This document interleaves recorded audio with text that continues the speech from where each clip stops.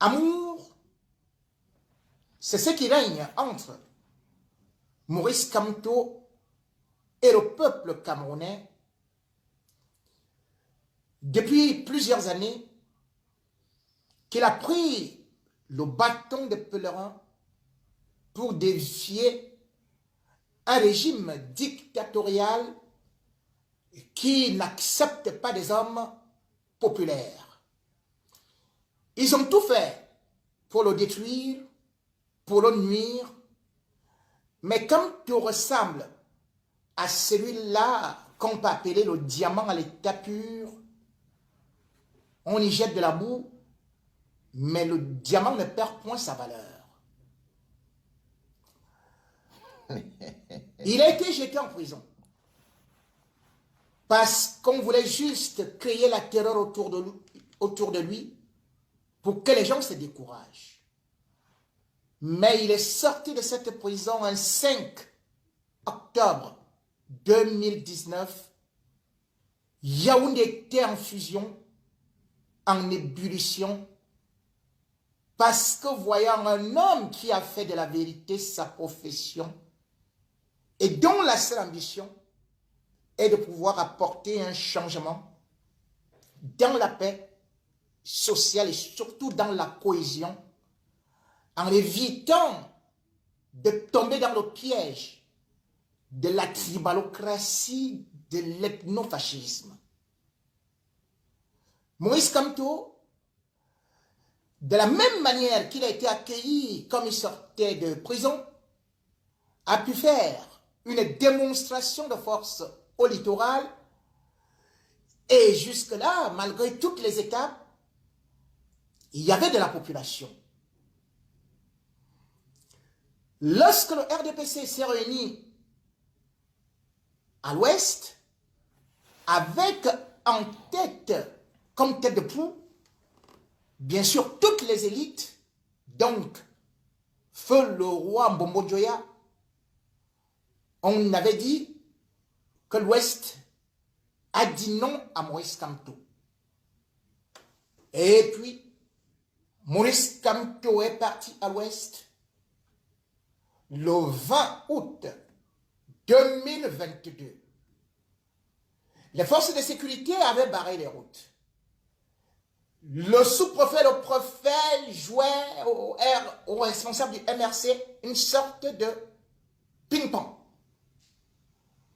refusant tantôt les autorisations, changeant les lieux où on devait justement avoir cette installation du nouveau bureau régional de responsable du MRC. Et finalement, c'est devant une église, l'église évangélique, que Maurice Kamto, comme Jésus était apparu devant ses apôtres en liesse. Oui. Maurice Kamto n'était donc pas mort, n'était donc pas honni, comme on nous avait dit, comme on nous avait promis à l'ouest. Il était bien vivant et il est toujours vivant. On a pris, à l'instar de ceux-là qui étaient des traîtres à côté de Jésus, Judas Iscariote, pour le trahir. Et ils ont tout fait pour présenter une image noircie de Maurice Kamto, particulièrement les élites de l'Ouest, en commençant par Jean de Dieu Momo. Momo est déjà dans des oubliettes, il a échoué sa mission. Et puis on s'est dit, attaquons-le directement dans son village.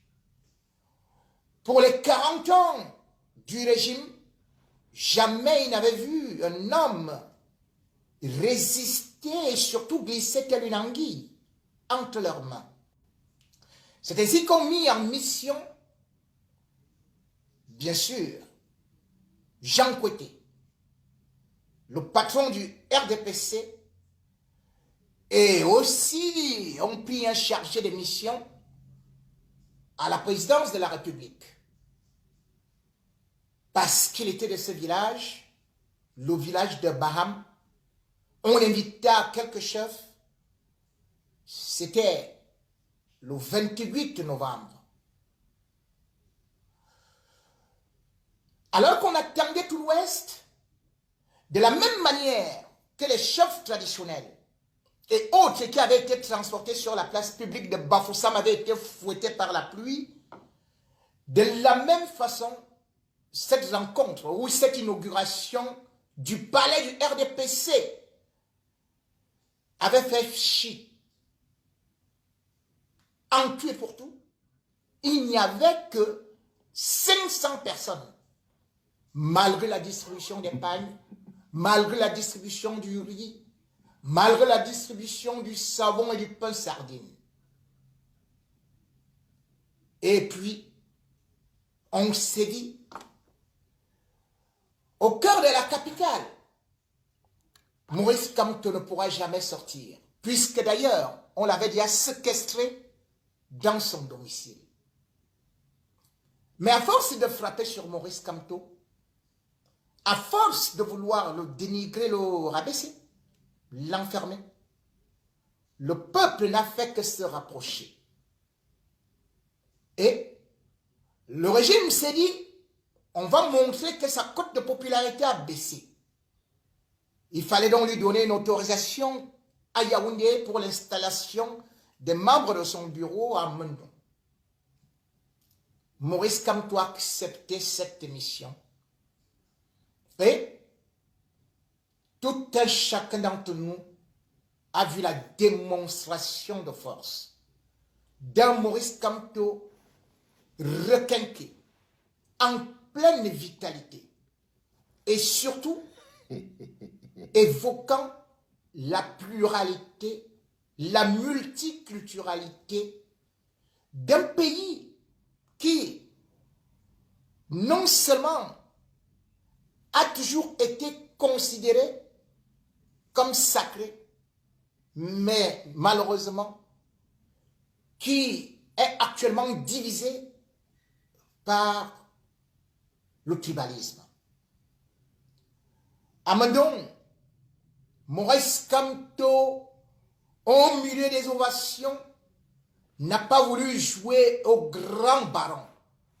Non. C'était un garçon bonne humeur parce que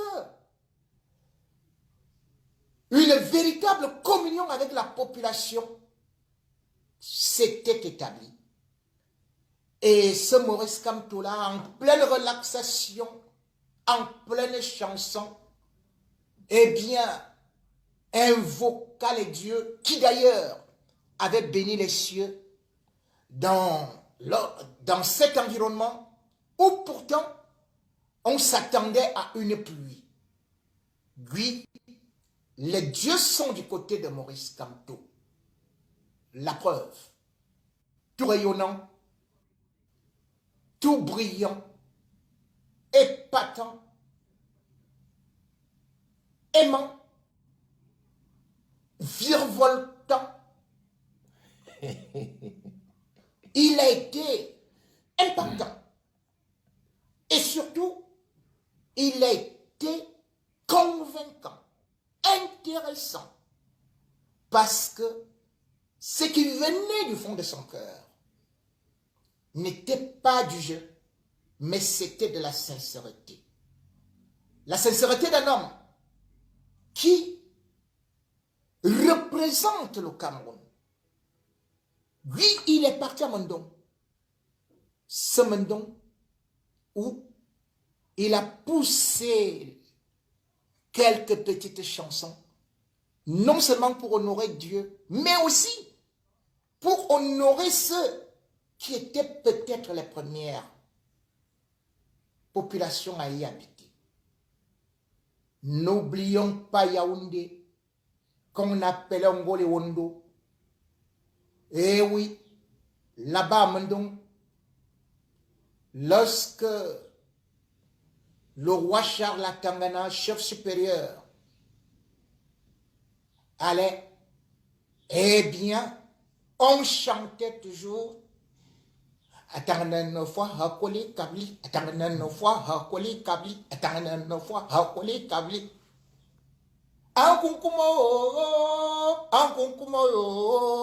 Ankunkuma yebe yangowa, ankunkuma yebe yangowa. Atangan fois hakoli kabli. Maintenant c'est comme toi 9 fois hakoli kabli, comme toi 9 fois hakoli kabli. Comme toi atangana. Oui! À partir de cet instant, en vertu des pouvoirs qui me sont conférés par le peuple des fourmis maillants, je te consacre Kamto Atangana. Lui s'exprimant dans la langue locale, lui épousant toutes les traditions, et surtout avec des vibrations qui ont fait qu'il soit avec ses populations. Voilà ce que l'on appelle une démonstration de la popularité.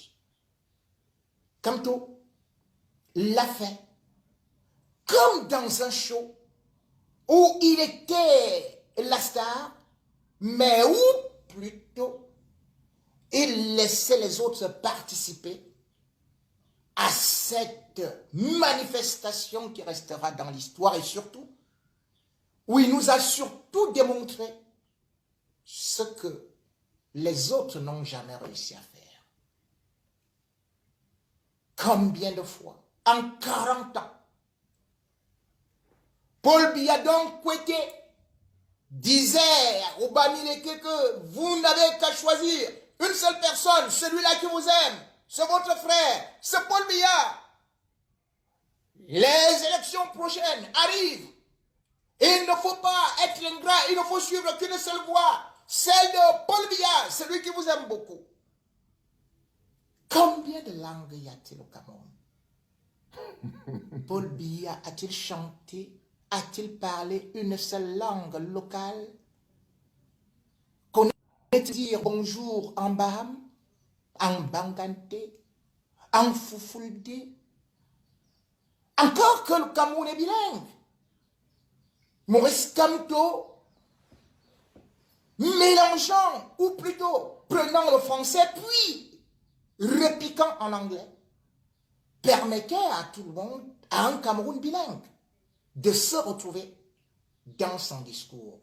Or, le grand Paul Biya, super bilingue, d'un Cameroun uni sur son socle granitique politique, qu'il nous dit indivisible, n'avait fait qu'une seule chose.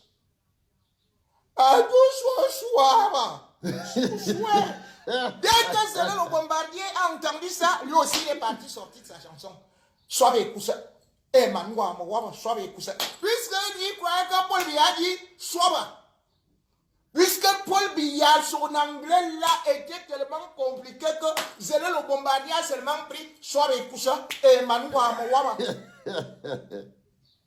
Voilà donc la différence entre quelqu'un qui communique avec les siens et celui qui est derrière des murailles, dans son château, vous regardant de si haut et surtout se disant qu'il n'a pas besoin de vous parce qu'il suffira tout simplement que les préfets, les sous-préfets, avec les gouverneurs qu'il a nommés, puis les CAM, tous à sa disposition, viennent déclarer que c'est lui qui a gagné l'élection. Ainsi, le Cameroun, alors qu'on n'a jamais vu Paul Biya dans un bain de foule, en train véritablement de convaincre des populations et de donner son plan politique, ou au moins de faire son bilan, eh bien, on le voit toujours gagnant d'une élection, qui d'ailleurs aujourd'hui montre que le Cameroun n'est pas encore au niveau de la démocratie. Comment comprendre que le plus grand démocrate du Cameroun ne puisse pas faire de réunion dans un stade? Comment comprendre que le plus grand démocrate du Cameroun, c'est lui qui s'est dit le père de la démocratie, soit encore aujourd'hui capable de garder les militants du MRC en prison. Oui, ils sont en prison parce qu'ils ont juste voulu demander d'exercer le droit constitutionnel qui est celui d'une manifestation pacifique. Eh bien, ils ont été accusés de rébellion, de révolution et de tout le reste. On nous a présenté ces gens comme des brigands, comme des malfrats, comme s'ils allaient déstabiliser le Cameroun, comme des casseurs, des pyromanes. Mais toutes les rencontres de Maurice Kamto, contrairement aux réunions du RDPC, où on se tape, on se donne les coups de poing pour les maquereaux, pour du riz, et tout, on se renverse, on soulève les cabas. Tous les meetings du MRC se font dans la paix, le respect, sans alcool, sans effusion de sang, sans insulte. Et surtout, il y a toujours un message qui est apporté avec une projection. Et cette projection, il a encore ouvert une porte de sortie à Paul Biya, 41 ans, venu au pouvoir par effraction grâce à une acrobatie constitutionnelle illégale qui a été faite par Amadou Ahidjo, le nommant à la fois progressivement secrétaire général à la présidence en 69, puis premier ministre en 75, puis modifiant la constitution en 79 pour faire de lui finalement le successeur constitutionnel en 1982. Ça, Maurice Kamto l'a rappelé. Maurice Kamto également a parlé de cet état de choses où nous sommes, où la vie chère est plus que chère. Il s'est préoccupé du panier de la ménagère en rappelant aux hommes que avant de regarder ce qu'il y a dans ton plat, va d'abord faire un tour au marché. Preuve qui se soucie d'abord du niveau de vie de ceux qui sont là. Or, dans le parti au pouvoir, ils mangent ensemble.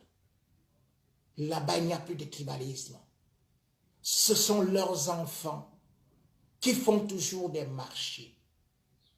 C'est eux qui ont détourné l'argent de la canne, du Covid, ou encore de tout ce qu'on peut connaître comme Glencore. En balayant tout cela, Maurice Kamto a donc fait un autre bilan négatif d'un régime totalitaire, génocidaire, qui, jusqu'à présent, ne va pas mettre fin à cette guerre avec nos frères anglophones. Il a d'ailleurs évoqué cela. Bref, un discours dense, intense, et finalement, dans la danse. Oui. Parce que c'est une chance d'avoir Maurice Kamto. C'est une chance d'entendre Maurice Kamto. C'est une chance de voir un homme du peuple, avec le peuple, danser avec le peuple. C'est notre chance. À chacun sa chance. Hey yeah, à chacun sa chance. Hey yeah, à chacun sa chance. Bonjour les enfants, c'est papa. Bonsoir les enfants. C'était le troisième podcast de la journée, les enfants. Nos commentaires, rien à dire. Merci J. C'était papa.